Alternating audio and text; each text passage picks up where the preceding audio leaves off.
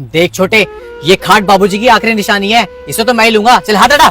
अरे ऐसे कैसे हाथ हटाऊं भैया, बाबूजी तो वो मेरे भी थे। और वैसे भी परसों जब हमने जमीन बांटी थी तो आपने 5 गज जमीन फालतू ले ली थी, तब तो मैंने कुछ नहीं कहा था, लेकिन ये मैं आपको नहीं दूंगा। लगता है तू ऐसे नहीं मानेगा, तुझे आज मैं सबक सिखाई। ओए, तुम दोनों भाई पागल हो क्या? जब देखो लड़ते रहते हो। अभी तुम्हारे बाबूजी को गए हुए पूरे 10 दिन भी नहीं हुए, तुम्हारे बंटवारे खत्म नहीं हो रहे। क्यों भाई, अब किस बात को लेके बंटवारा हो रहा है? अरे भाई, तुमने तो अपनी आंखों से देखा है, बाबूजी इसी खाट पे पड़े रहते थे, तो ये खाट बाबूजी की आखिरी निशानी हुई ना। मैं इससे कह रहा हूँ ये खाट मुझे दे दे, ये दे ही नहीं रहा। अच्छा हाँ, है तो ये खाट तुम्हारे बाबूजी की आखिरी निशानी, तो फिर ये बबलू कौन है? अरे मुझे क्या पता ये कौन।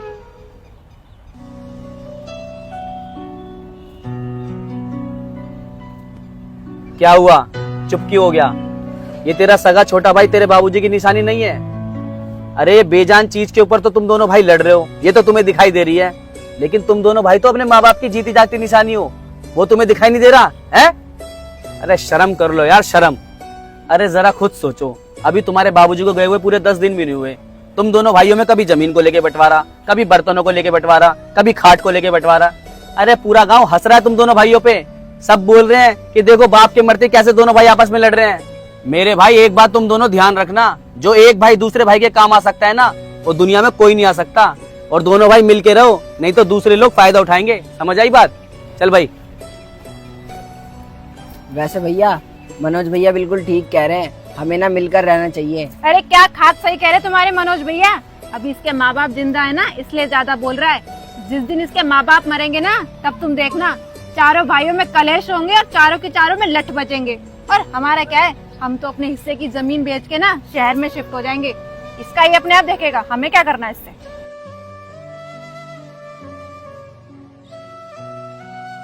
अरे मनोज भाई, अरे मनोज भाई है क्या? अरे आओ गुड्डू भाई, आओ बैठो। अरे मनोज भाई, बैठने का वक्त नहीं है, मेरी बीवी की तबीयत बहुत ज्यादा खराब हो रही है। डॉक्टर ने बोला कि 4-5 दिन एडमिट भी करना पड़ेगा और खून की बोतलें भी चढ़ेंगी। तो आप मुझे 10,000 रुपये उधार दे सकते हो क्या? 10,000 रुपये तो नहीं है गुड्डू भाई, आज मंडी में पालक बेच के आया हूँ, तो ये 2,500 रुपये पड़े हैं, बाकी गांव में किसी और से उधार ले लो। अरे मनोज भाई, गांव वालों के पास से ही होके आ रहा हूँ, सबने मना कर दिया। अब समझ नहीं आ रहा और पैसों का इंतजाम कहाँ से करूँ। अच्छा, भाभी घर पे है ना? चलो मैं हॉस्पिटल चल रहा हूँ, कुछ ना कुछ तो करेंगे ही। गुड्डू भाई तुम फिक्र मत करो, भाभी बिल्कुल ठीक हो जाएगी, टेंशन मत लो।